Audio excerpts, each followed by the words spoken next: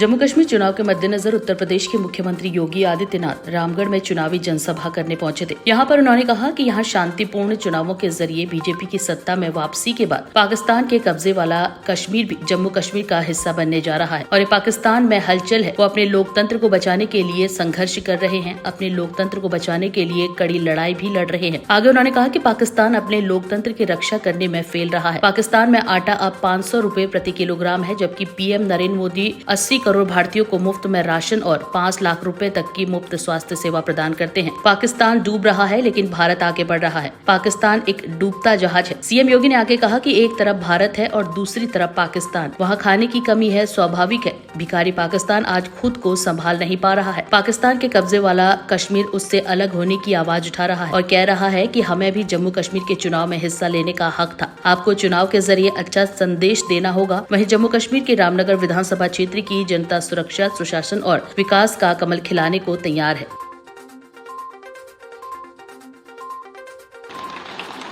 बहनों और भाइयों, डबल इंजन सरकार की क्या ताकत होती है, अगर इसका उदाहरण देखना है तो उत्तर प्रदेश के अंदर 500 वर्षों के बाद अयोध्या धाम में रामलला के भव्य मंदिर का निर्माण और रामलला का वहां पे विराजमान होना इसका उदाहरण है। एक बात समान रूप से है, जब अयोध्या में रामलला के मंदिर निर्माण के कार्यक्रम को लेकर के हम आगे बढ़े थे,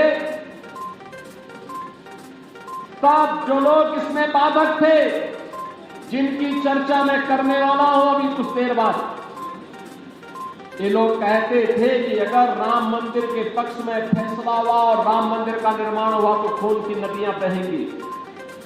हमने कहा ये नया भारत है, खून की नदियां नहीं बहती है। ये अपनी सुरक्षा करना भी जानता है और सुरक्षा में सेंध लगाने वालों की वह दुर्गति करता है। उनके लिए न कफन नसीब होगा, न 2 गज जमीन ही नसीब हो पाएगी। बहनों और भाइयों, परिणाम क्या रहा? पिछले 7-7.5 वर्ष में उत्तर प्रदेश में एक भी दंगा नहीं हुआ। सारे पर्व और त्योहार शांतिपूर्ण तरीके से मनाए जाते हैं और आज आप डबल इंजन सरकार के कारण वहां के विकास को देखेंगे तो उस विकास के लिए जम्मू कश्मीर भी हकदार है और इसी का आह्वान करने के लिए मैं आपके पास आया हूं। बहनों और भाइयों, मैं आपसे पूछना चाहता हूं, कौन लोग हैं वे जिन्होंने धरती के स्वर्ग को मजहबी उन्माद के पाप का एक गोदाम बना करके, वेयर हाउस बना करके यहां की जनता का शोषण किया, परिवारवाद को पनपाया, भ्रष्टाचार को पनपाया, अपने राजनीतिक स्वार्थ के लिए आतंकवाद को पनपाने का पाप किया था। वे लोग कौन थे? वह कोई और नहीं था, ये कांग्रेस, नेशनल कॉन्फ्रेंस और पीडीपी ही उस पाप के मुख्य जनक हैं।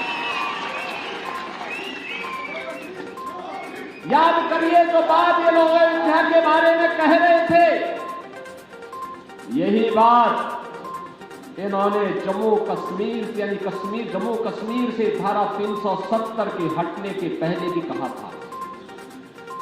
इन्होंने कहा था कि आर्टिकल 370 को अगर हटाएंगे तो खून की नदियां बहेंगी। बहनों और भाइयों, ठीक उल्टा हुआ। 370 और 35A को हटाने के साथ ही कश्मीर में विकास तेजी के साथ आगे बढ़ गया।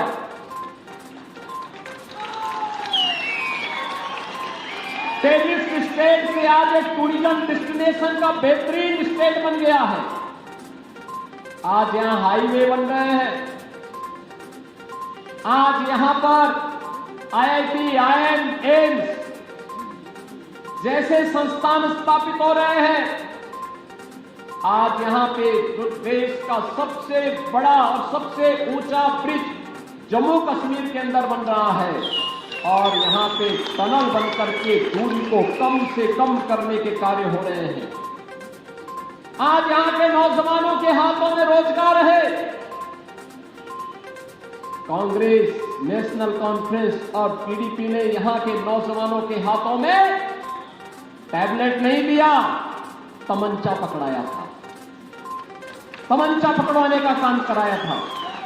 लेकिन भारतीय जनता पार्टी की मोदी जी के नेतृत्व की सरकार ने उन्हें स्किलफुल बना करके टैबलेट के साथ जोड़ करके उनके हाथों को रोजगार देने का कार्य किया है, रोजगार देने के लिए कार्य कर रही है।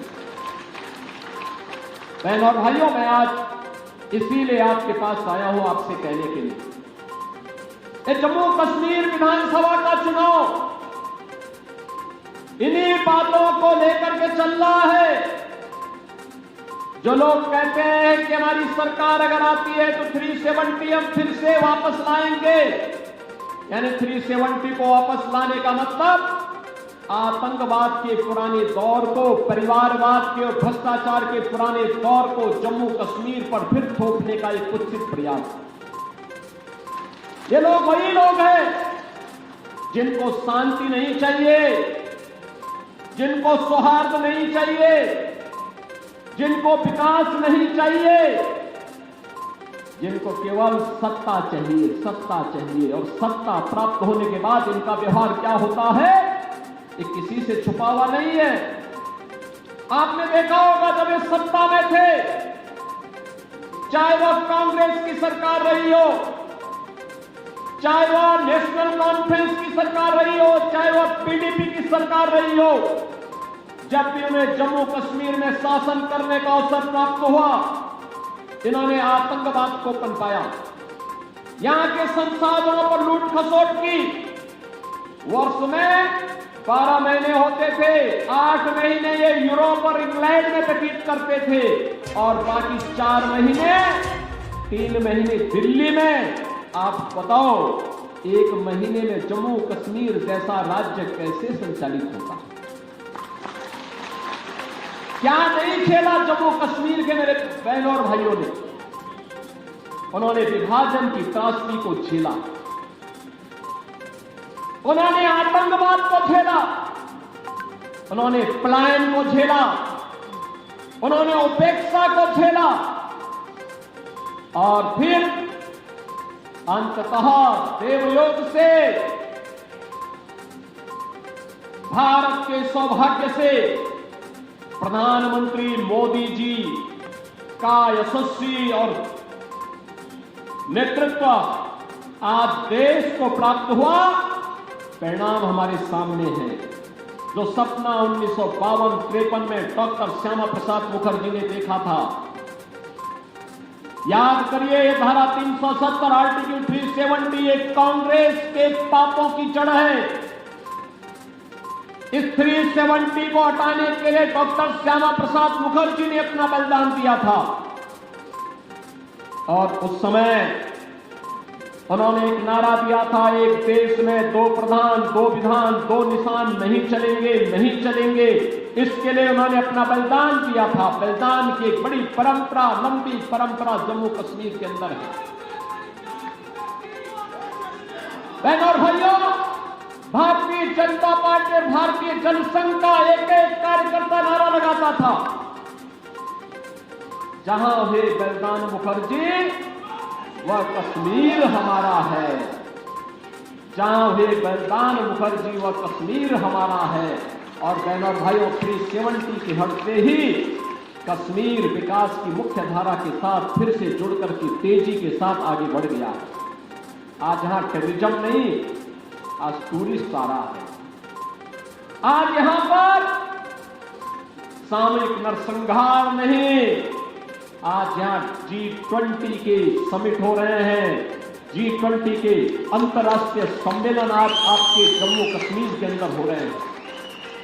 ये नया कश्मीर है, विकास के प्रति जो आग्रही बनकर के तेजी के साथ आगे बढ़ रहा है। और विकास ही नहीं, याद करिए, कांग्रेस, नेशनल कॉन्फ्रेंस, पीडीपी, इन तीनों की तिगड़ी, ये तिकड़मबाज है। यहां के भ्रष्टाचार को पनपाने वाली, यहां अराजकता को पनपाने वाली, यहां के विकास को रोकने वाली, यहां पे परिवारवाद को बढ़ावा देने वाली और यहां पे अपने स्वार्थ के लिए आतंकवाद को पनपाने वाली। इन्होंने लोक कल्याण का कार्य भी नहीं किया। याद करिए, आज मोदी जी के नेतृत्व में भारत के 80 करोड़ लोग फ्री में राशन की सुविधा का लाभ प्राप्त कर रहे हैं। 4 करोड़ गरीबों को एक प्रधानमंत्री आवास मिल गया है। 60 करोड़ लोगों को आयुष्मान भारत में 5 लाख रुपए की स्वास्थ्य बीमा का कवर प्रतिवर्ष प्राप्त हो रहा है। 10 करोड़ गरीबों को उज्ज्वला योजना का रसोई गैस का कनेक्शन मिल गया है। 12 करोड़ गरीबों के घर में एक शौचालय बन गया है। बहन और भाइयों, कांग्रेस ने, नेशनल कॉन्फ्रेंस ने, पीडीपी ने यहां के बकरवालों को, यहां के गुजरों को, यहां के वाल्मीकि समुदाय के लोगों को, यहां के दलितों को उनके हकों से वंचित करके रखा था। भारतीय जनता पार्टी है, आज मोदी जी के नेतृत्व में उन्हें इनका उपहार उन्हें वापस दे रही है, उनके जीवन में परिवर्तन लाने का कार्य कर रही है। और इसीलिए ये लोग, कांग्रेस हो, नेशनल कॉन्फ्रेंस हो, पीडीपी हो, ये इसीलिए परेशान है। ये कहते हैं कि वापस आएंगे, समाप्त करेंगे। हम कहते हैं अब तुम्हें कभी वापस नहीं आना है। जितना लूट लिया है बहुत है। अब तो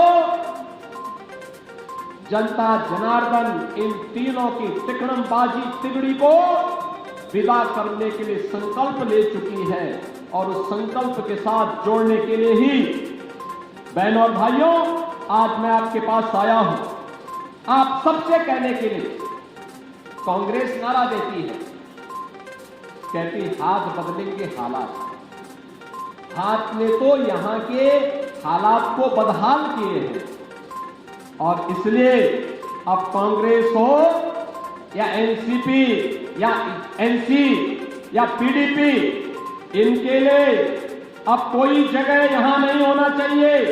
और इसी के लिए आज मैं आपसे कहने के लिए आया हूं, बहनों और भाइयों, आप सबसे मेरा यही आग्रह है कि आज पाकिस्तान प्रस्त आतंकी, जो ये जानते हैं कि अगर उन्होंने भारत के अंदर अब कहीं आतंकवाद को भड़काने का काम किया, आतंकवाद को पनपाने का काम किया, या आतंकी गतिविधियों को कहीं न कहीं किसी भी रूप में उसे आगे बढ़ाने का प्रयास किया, तो उनकी दुर्गति क्या होने वाली है। ये नया भारत है, ये इसको बर्दाश्त करने वाला नहीं है। इसके सामने वह पूरी मजबूती के साथ खड़ा होकर के उसके पैरों को फाड़ने वाला है, उस दुर्गति तक पहुंचाने की स्थिति रखता है। जो मैंने पहले भी कहा कि आतंकवाद के लिए जीरो टॉलरेंस की जो नीति आज भारत की है, आतंकवादियों की वो दुर्गति करेंगे, न उन्हें ढकने के लिए कफन ही मिलने वाला है और न दफनाने के लिए 2 गज जमीन ही प्राप्त होने वाली है। बहनों और भाइयों, जम्मू कश्मीर के बारे में, जब भारत के बारे में बात आती है, ये चुनाव इस बात को भी प्रदर्शित करने वाला है। हम लोग बचपन में गाते रहे हैं, बिना सिंध के हिंद कहां है, रावी बिन पंजाब नहीं, गंगा आखिर खुश हो कैसे, जब तक संग चुनाव नहीं है। बहनों और भाइयों, पाकिस्तान आज परेशान है 2 कारणों से। एक, अपने ही कर्मों की सजा भुगत रहा है। बलूचिस्तान कहता हमें पाकिस्तान में नहीं रहना, क्योंकि बलूचिस्तान के लोग कहते हैं, बलूचिस्तान के लोग कहते हैं कि साहब पाकिस्तान की हुकूमत कहती सारी विदेशी है। ये बलूचिस्तान के लोग अपने को अलग कह रहे हैं। और याद रखना, भारत सरकार ने भी घोषणा की है कि water and terrorism can't flow together, यानी भारत सरकार ने एक साथ घोषणा की है, पाकिस्तान को दो टुकड़ा है कि आतंकवाद और सिंधु नदी का जल प्रवाह साथ साथ नहीं चल सकते। 1960 के सिंधु जल बंटवारे की समीक्षा करने का आदेश भारत सरकार ने दे रखा है। 1960 के जल बंटवारे का मतलब अभी तक तो पाकिस्तान के हाथों में इन 75 वर्षों में कटोरा आया है। अब एक एक बूंद पानी के लिए तरसेंगे लोग, एक एक बूंद पानी के लिए तरसने वाले हैं। बहनों और भाइयों, मैं तो आपसे ये कहने के लिए आया हूं, जम्मू कश्मीर के अंदर भारतीय जनता पार्टी की डबल इंजन की सरकार लाइए, सुरक्षा और विकास भी पाइए और सर्वे अटल जी का सपना भी साकार करिए, जिन्होंने कहा था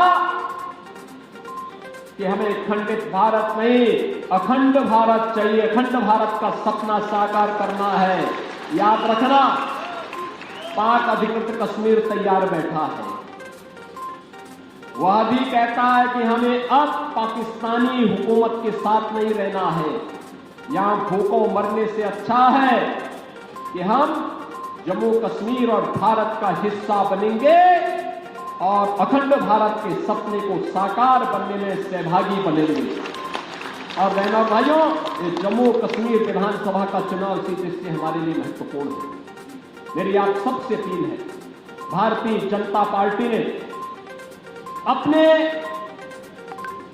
प्रत्याशी के रूप में रामनगर से डॉक्टर सुनील भारद्वाज को अपना प्रत्याशी बनाकर के आपके बीच उतारा है। डॉक्टर सुनील भारद्वाज एक युवा और कर्मठ प्रत्याशी आपके बीच में है।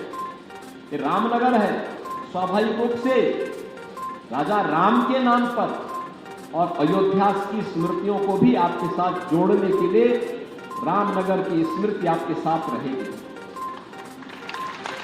पिछली विधानसभा में सर्वश्रेष्ठ विधायक के रूप में जिस विधायक ने कार्य किया, ऐसे रणवीर सिंह पठानिया,